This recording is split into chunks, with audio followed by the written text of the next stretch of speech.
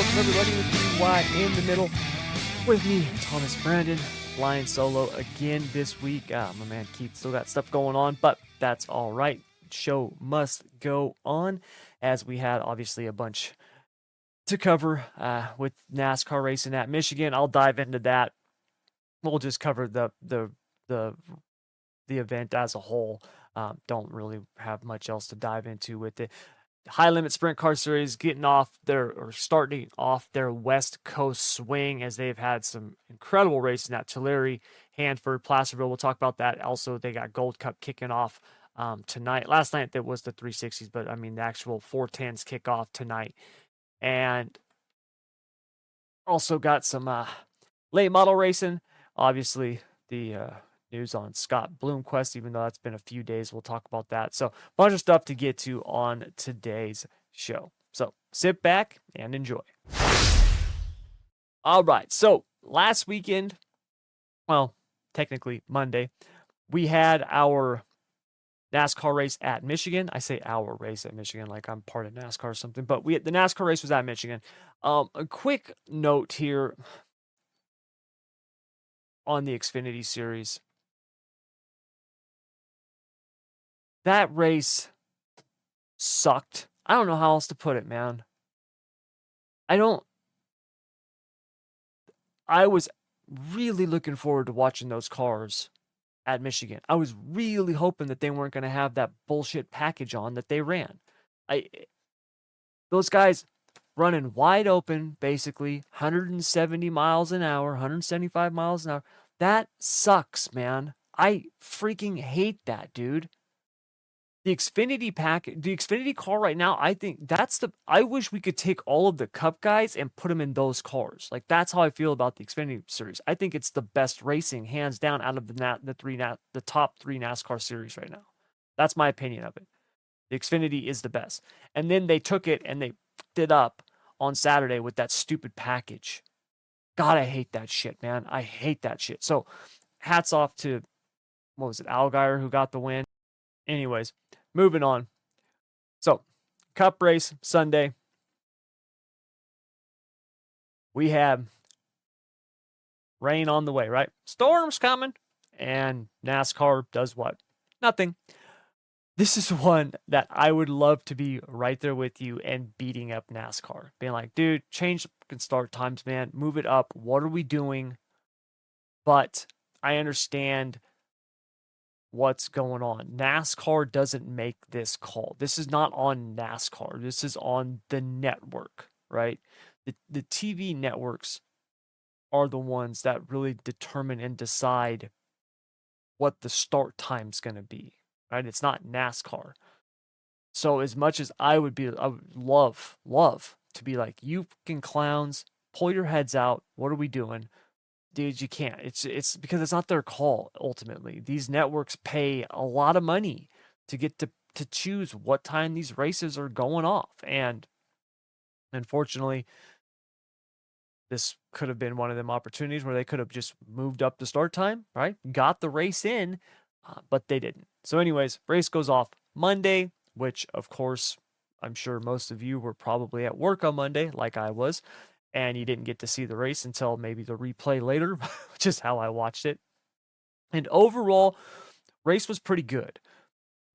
These cars, Keith and I have talked about it a ton. This is, to me, the best. These are the best kind of racetracks you can have these next-gen cars on.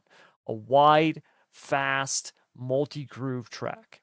Anytime you get these cars on this type of track, it's incredible racing. It just is. And that's what we saw. We saw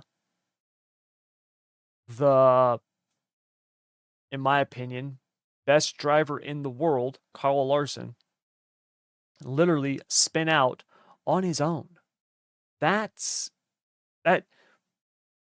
should show you. I mean, I don't think that's a testament to how difficult the car is to drive. I think it's a testament to how difficult these cars are in those types of aerodynamic situations. If you look at it, that situation where he's in, you're in this group, you get the air taken off those cars. We talk about all the time, those cars have like zero side force to them.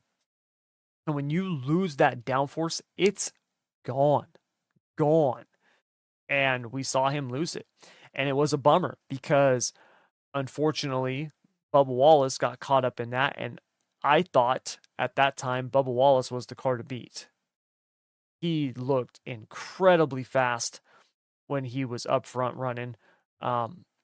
Definitely showed insane speed. Obviously, the 2311 cars were fast since his teammate Tyler Reddick got the win. But it was really sad to see because I thought Bubba had a damn good chance to get the win there. I really did. And it's a shame that he didn't because now we're heading into, Daytona next week.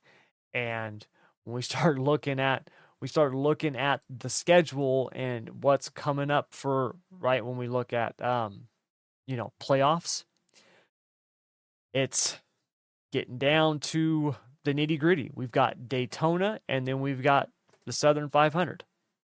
And then we're in the playoffs. So big opportunity for Bubba Wallace, and he obviously missed it. It wasn't his own fault. Just wrong place, wrong time. Unfortunately, that shit happens. So we'll have to see if he can pop off a win, Daytona or Darlington. I do think he's got a good chance at Daytona. He's always good there. I will say this, though. I'm not looking forward to Daytona at all. The fact that we've got basically the fuel-saving Olympics is what it's going to be. It's going to be boring the first 140 laps. Yeah, there might be some jockeying there, a couple laps at the end of the stages because of stage points. But overall, the race is going to basically be a 2x2, freight train until the last 20 laps. That's all that it is. It's how much fuel can we save so we don't have to put that much in on our last stop. It sucks. One of the best types of races that we used to ever watch was Daytona, especially this race at Daytona. And I don't even care as a fan. I don't even care about this next race. To be honest, I probably won't watch it. I'll probably just watch the highlights because I have zero desire to sit there and watch them run around half throttle. Zero. Absolutely none. Don't care. So we'll see if I watch it or not. But anyways, back to Michigan. So yeah, tough break for Bubba Wallace.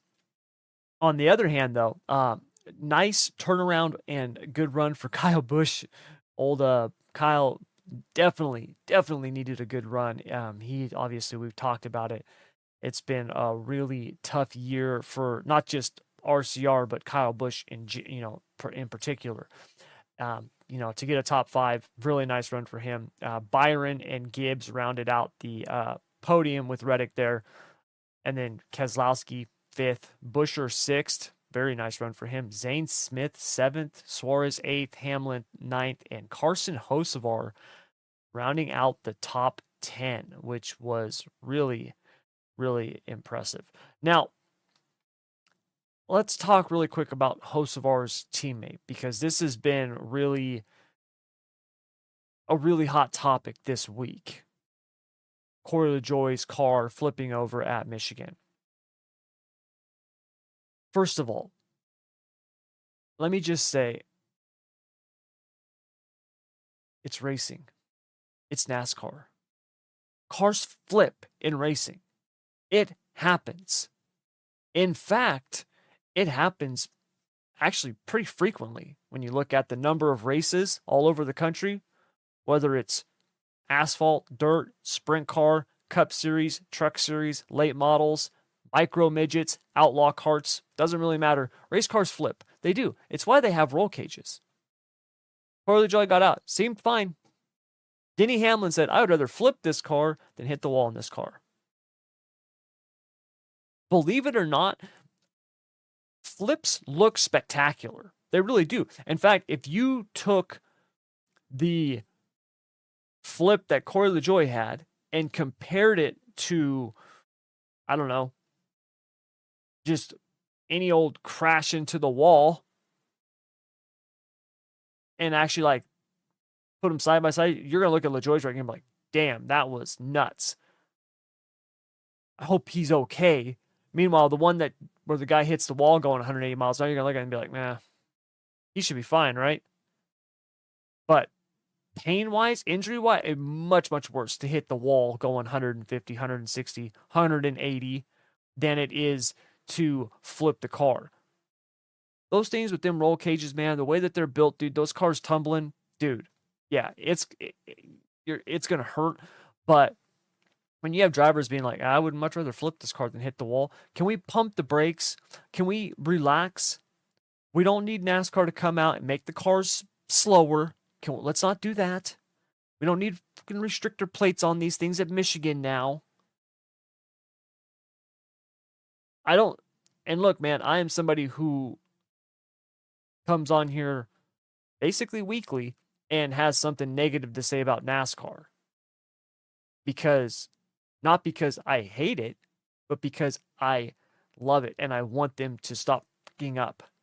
But if you're out there right now banging the drum about, this is ridiculous and oh my God, how is this happening? And this shouldn't be happening. And these cars are too fast. Shut up. This is racing. Racing is dangerous. Every one of these guys knows what they signed up for. Do not kill the sport more by slowing them down. Please. Please don't do that. If you went to every one of them drivers and you said, hey, so here's what we've noticed. This car, once it gets above like 170, as soon as it gets sideways, it wants to take off like an airplane. So we're going to put restrictor plates on all the tracks now. We're going to put it back down, 550 horsepower, big ass spoiler on the back. And that's just how the racing is going to be at every track over 1 mile. Or we're going to leave it the way that it is, and you guys have the risk of flipping. Every driver's going to be like, don't touch it. We're good. We're fine. Please don't do that. We don't mind flipping. Every driver is going to do that. 99% of the fans are going to say the same thing. Don't do that. Please don't. This is one of the few saving graces that you have with this car. There's so many things about this car that I cannot stand. But when it comes to these big tracks, 1.5 miles, 2 mile wide, multi-groove tracks, these things are incredible. Do not them up by slowing them down, putting a big ass spoiler on it and being like, well, that should keep them from flipping. Racing's dangerous. Every one of these guys knows that. Let's move on. Give me a break, man. I could not believe I heard people actually saying that shit this week. And then you have all these people who come out who don't know what they're talking about. Start coming up with all these theories on why the car flipped. Here's an idea. Dude, the wind was blowing at like 20 miles an hour at Michigan with gusts up to like 30. Corey LaJoie's going, I don't know, 180, 190 plus. And tap on the front end, it looked like Gragson might have came down slightly on him. Either way, it's close driving. Whether Gragson was coming down to block him or LaJoie came up, I don't know. It looked like Gragson might have came down on him. He could have just mistimed LaJoie. LaJoie could have just had a much bigger run on Noah than he realized, and he was trying to block it and didn't realize he was coming up. Who knows? But LaJoie gets hit, comes down, car gets turned sideways, going 180. You got 20 mile an hour, 25 mile an hour winds going the other direction. These things are flat on the bottom. It does not matter which way. Once that thing gets up just a little bit, and keep in mind, you guys, these cars are designed to have air go under them. So if you start disturbing that air when it gets sideways and you got wind gusts and everything else happening, it does not take much for that thing to lift off the ground. It doesn't. I know they've got flaps and all these other things. Sometimes shit happens. Period. That's all there is to it, man. So can we not rob horsepower out of these things and put a big old parachute on the back, aka the spoiler, and screw up the racing? Can we just not do that, please? Please. Let's not overreact to this, man. God dang. Speaking of overreaction, everybody up in arms about the caution, Martin Truex Jr. caution.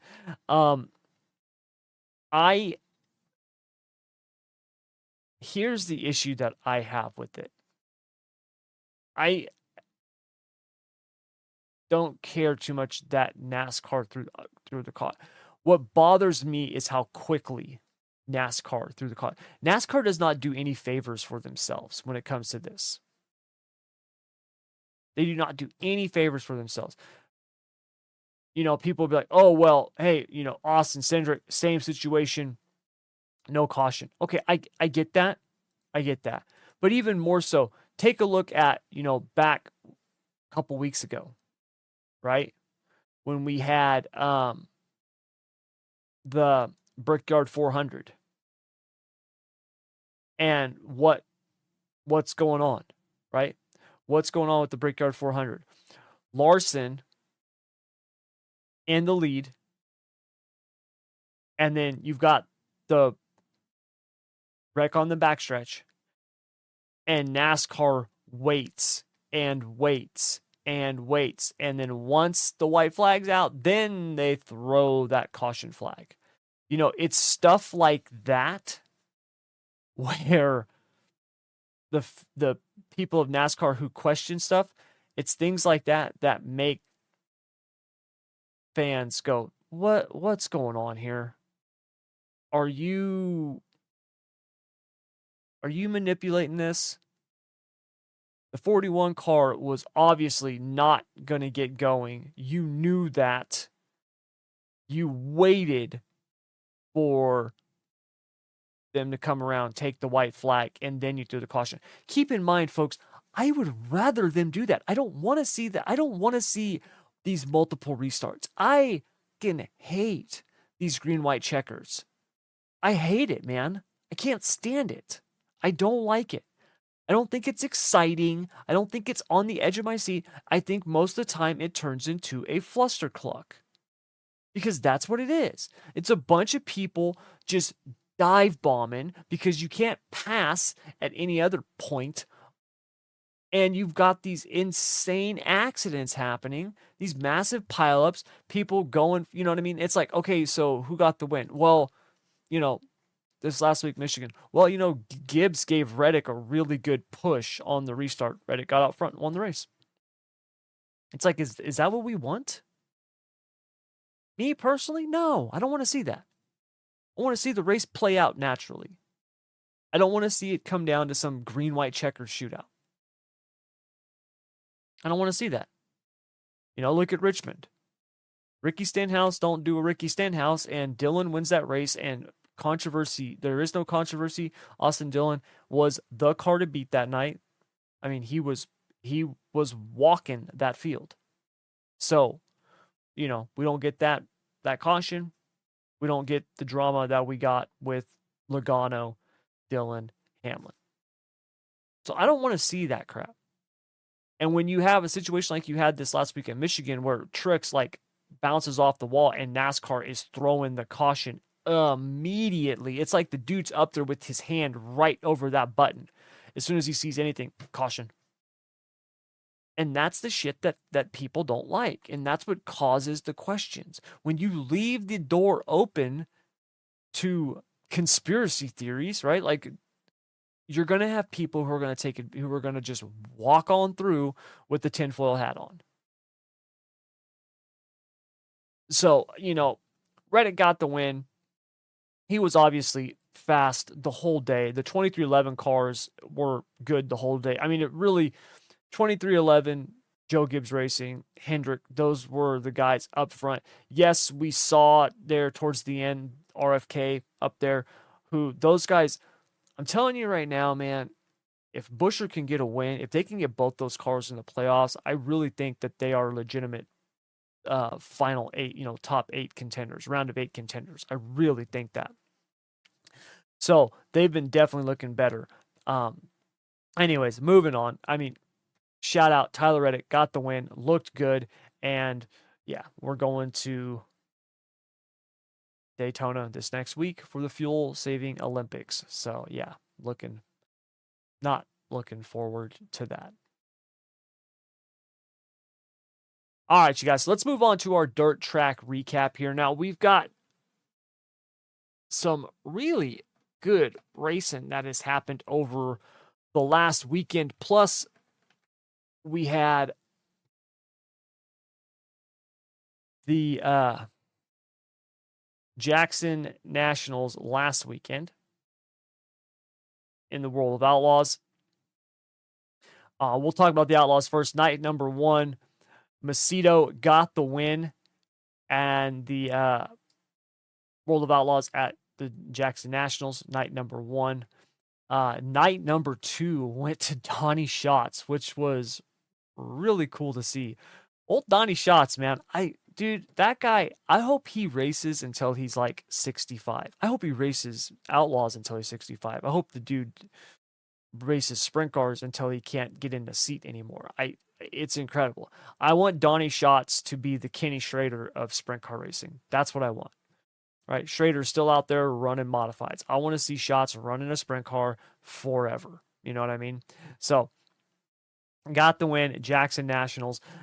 We've got this weekend is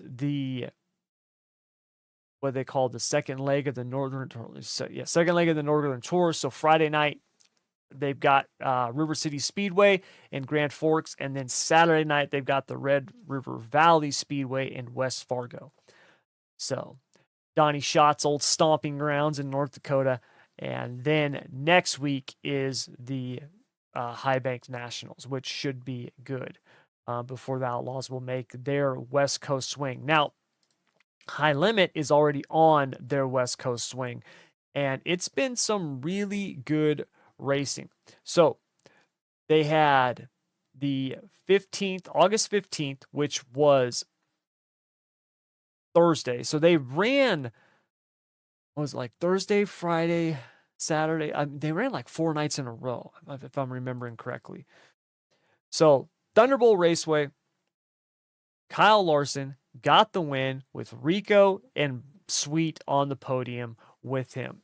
Really good race. Really good race. If you have never been to Thunderbolt, it's a really cool little track. So Larson got the win, night number 1. Then after Thunderbolt, they went a little further down to Hanford or Kings Speedway. Once again, Rico and Sweet on the podium, but Tyler Courtney got the win. Brad Sweet, we talked about it, kind of struggled after, or, the last, kind of heading into the Knoxville Nationals. Remember, he missed the feature for the Kings Royal, had been kind of struggling there for a little bit, was not great at the Knoxville Nationals, and been really, like, hey, time for, if Sweet's going to turn this thing around, he needs to do it here soon. Because if you look at it, Courtney is now within 100 points of Sweet for the championship. And Sweet, so far, the first couple nights on this West Coast swing, looking good. Keep in mind, this is where Sweet cut his teeth when it comes to sprint car racing. So he's been back out here looking good. He started on the pole, ended up finishing 3rd. Rico got 2nd. Sunshine got the win.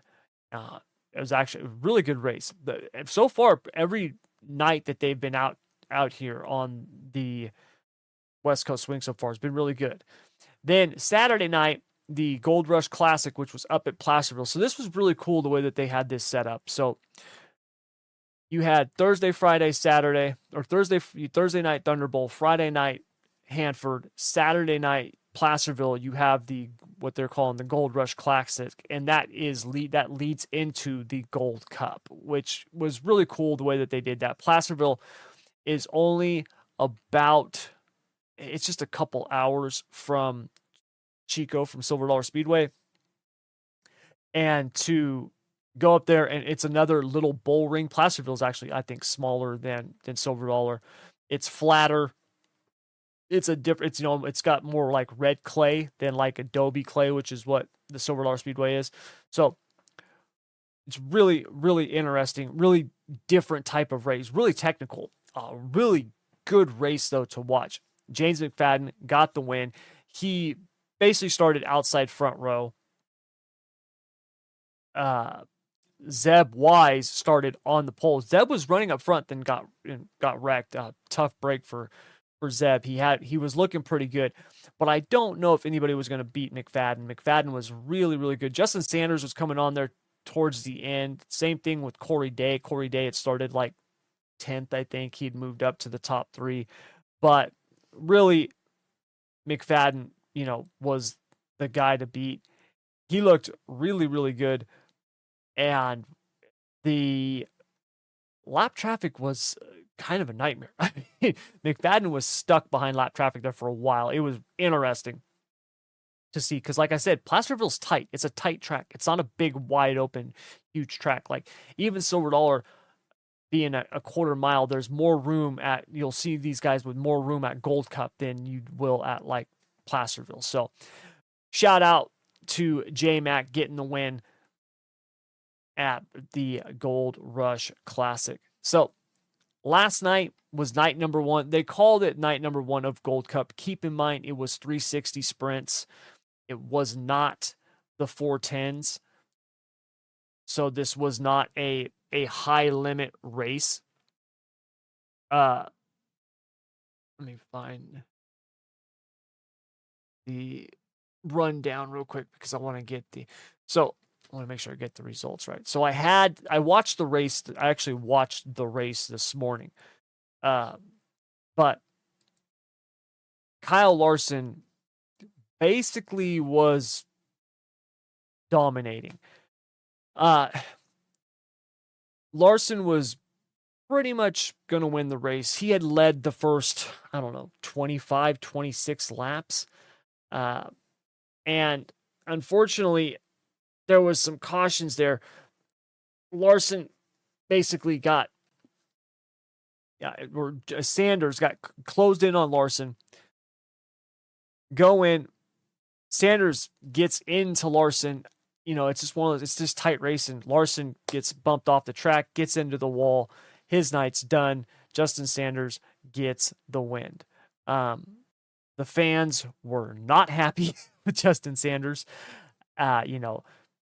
As big as Justin Sanders is out here in California, because keep in mind, Justin Sanders is like the winningest California driver in sprint cars out here. Like he's got like the most wins and stuff, like he is a very good driver. That being said, he is not Kyle Larson. Like Kyle Larson, for people out here who are just fans of racing, you got to understand that people worship the ground that Kyle Larson walks upon. They really do. And we have a ton of incredible drivers that have come from California. A ton. Like, dude, you look at some of the top sprint car drivers in the country right now, a lot of those guys are from California. You start just going down the list, Larson, Sweet, Macedo. I mean, dude, Corey Day, right? Kadings, Sanders. Like it's kind of a murderer's row of drivers. And Kyle Larson stands above them all when it comes to the fans' perspective. He does. He does. So Justin Sanders got the win. Congrats, buddy. They were not happy. The fans were not happy because you can't do that to Young Money, especially at Silver Dollar Speedway. You know what I mean? So, oh yeah, he got the win. I'm sure he didn't care. Bagged a $7,000 payday. Like I said, last night was the 360s, not the 410s. Tonight, they actually kick off night 1 of the Gold Cup Race of Champions. Now, they've got so the way that it's going to work is that there are you've got basically like qualifying nights. Night 1, half the field's going to run Night 2, the other half is going to run. Then Saturday is going to basically be done by points. I got to tell you, I'm thinking, who's going to win this? Corey Day won it last year. Man.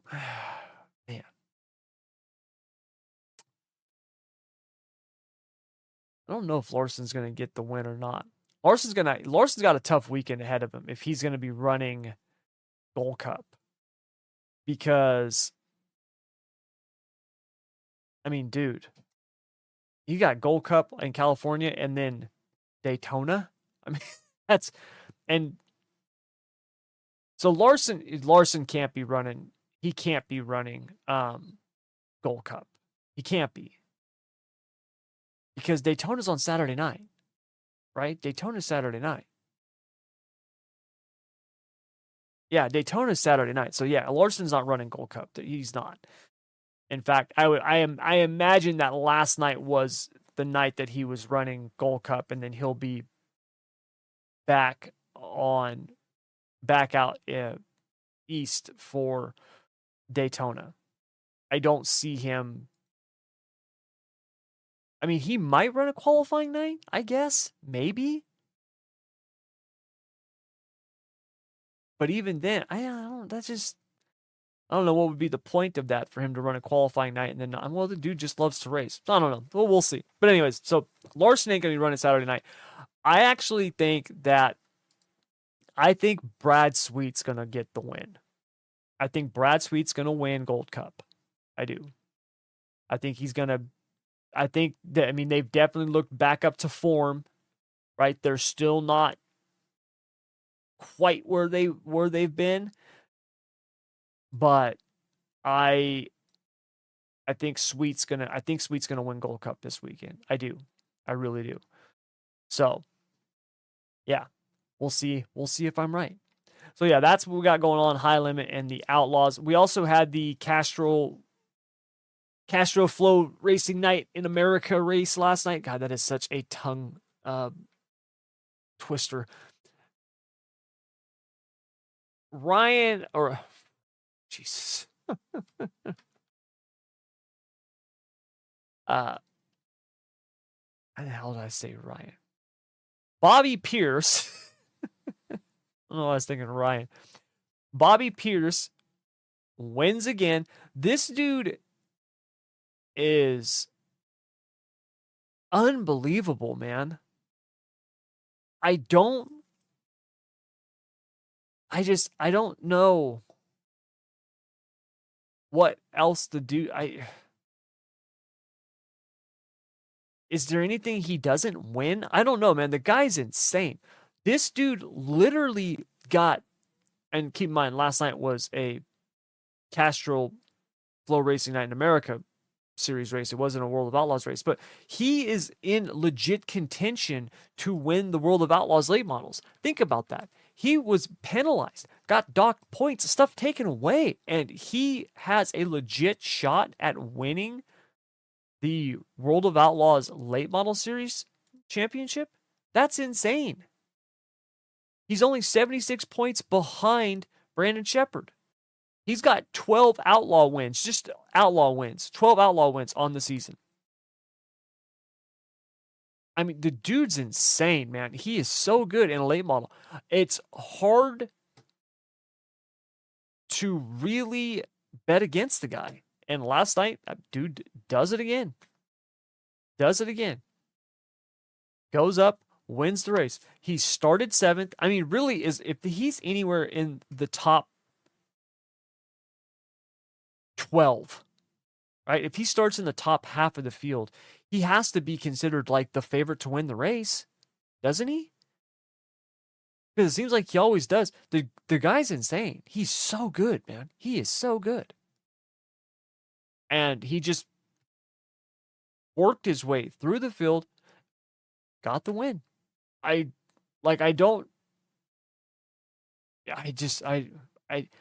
don't know what else to say about the guy.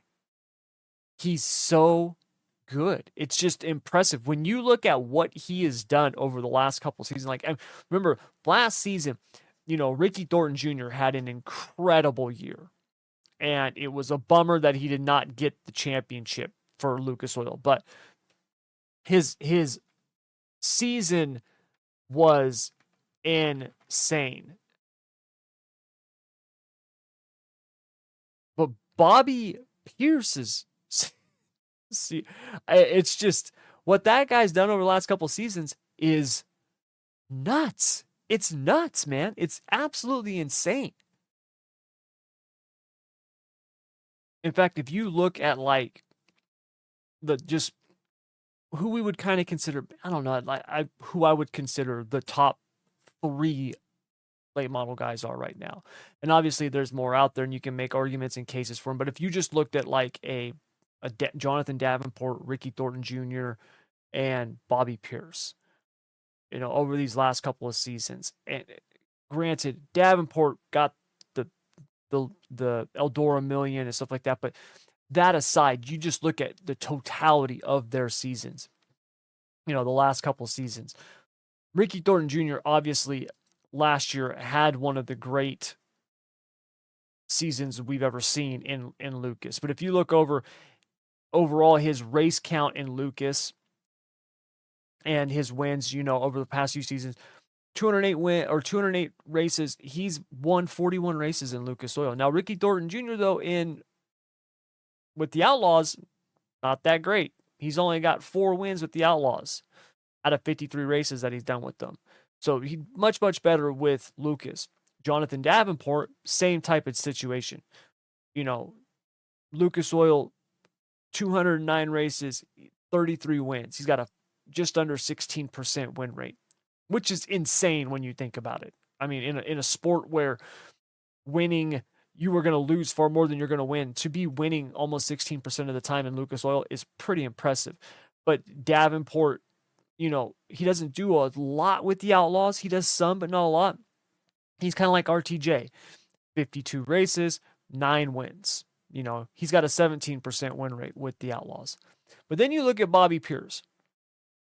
And a lot of people will be like, well, Tommy, Bobby Pierce, he basically just, because I've heard this argument before, he basically just runs with the Outlaws and dominates the Outlaws. Well, if you look at just the last couple seasons, 124 races, 31 wins with the Outlaws. He got a 25% win rate with the Outlaws. That's crazy, dude. That's crazy. Especially when you consider the fact that most of that is from last year and this year. Last year with the Outlaws, he won 15 races. He had a 36% win rate last year in 2023 with the Outlaws. This year, he's got a 36% win rate again. Think about that. That's crazy, dude. That's crazy. Last year, he won 15 out of 41 races. This year, he's won 12 of 33. He's on pace to have a better year. I mean, dude, and that's with the Outlaws. If you look at what he's done with Lucas over the past couple seasons, 60 races, 11 wins. He's got an 18% win rate. So you could make the case that Bobby Pierce right now is the best late model driver in the country.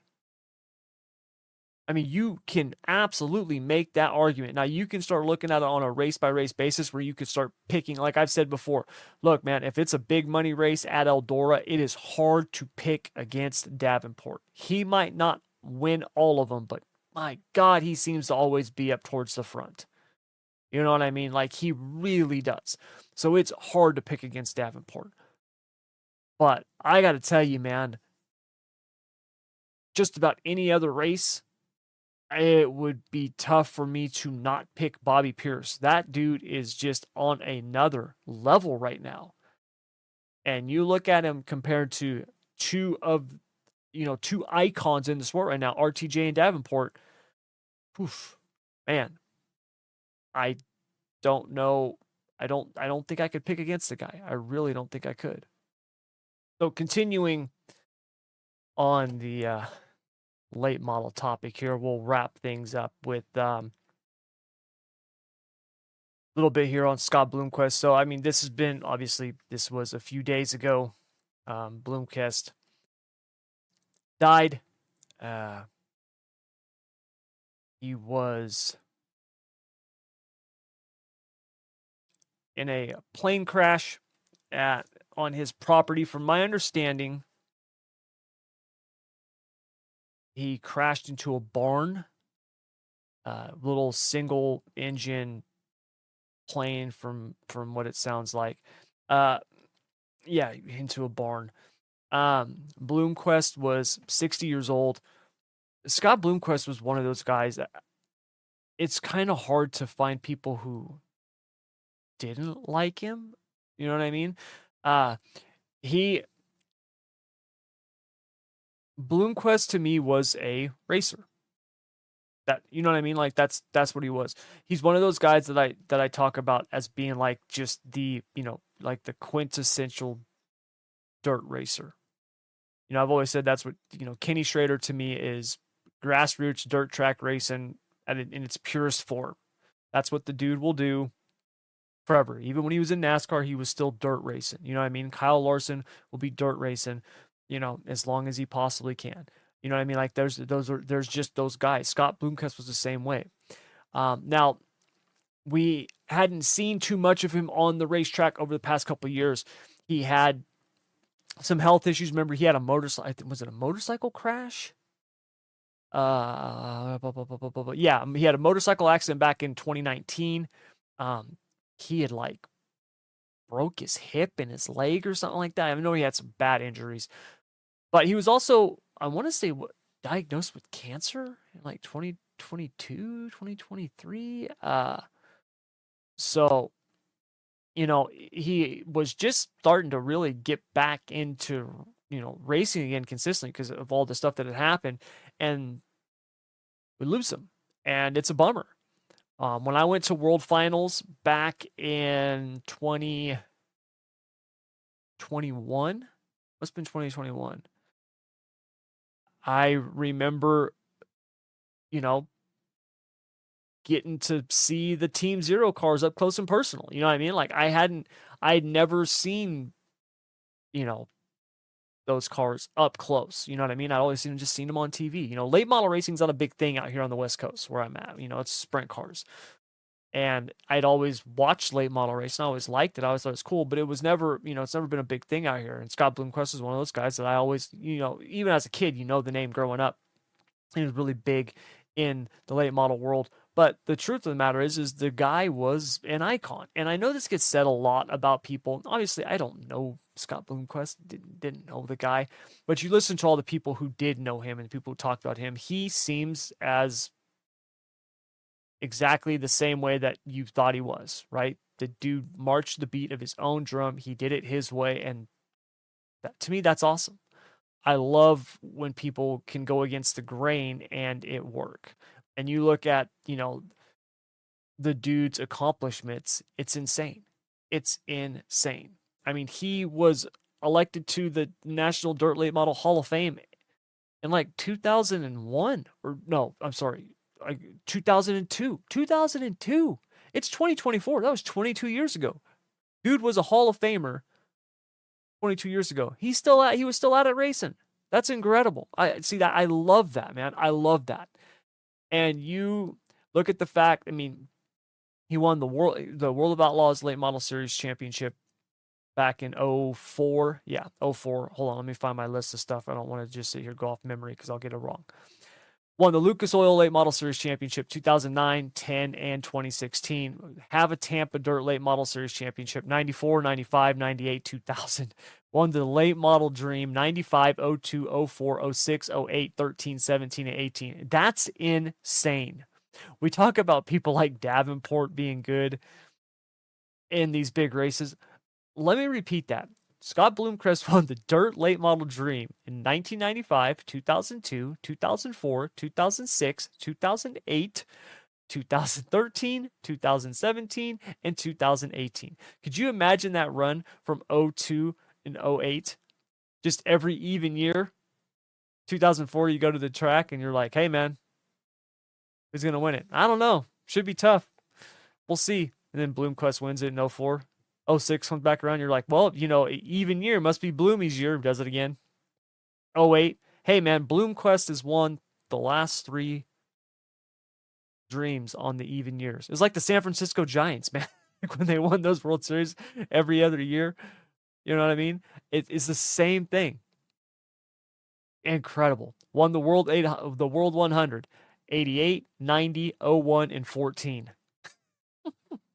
Blue Gray 100 winner. 92, 94, 96, and 14.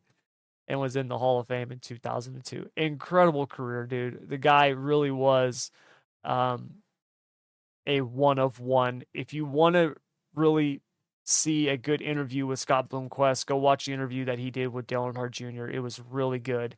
And it just gives you a good look into the world of Scott Bloomquist. You know what I mean? So, yeah, sad day. It's a bummer whenever we lose an icon like that. And yeah, condolences to the family and the friends, because that always sucks in a situation like that. So, yeah. Anyways, you guys, that's going to do it. We're going to wrap it up.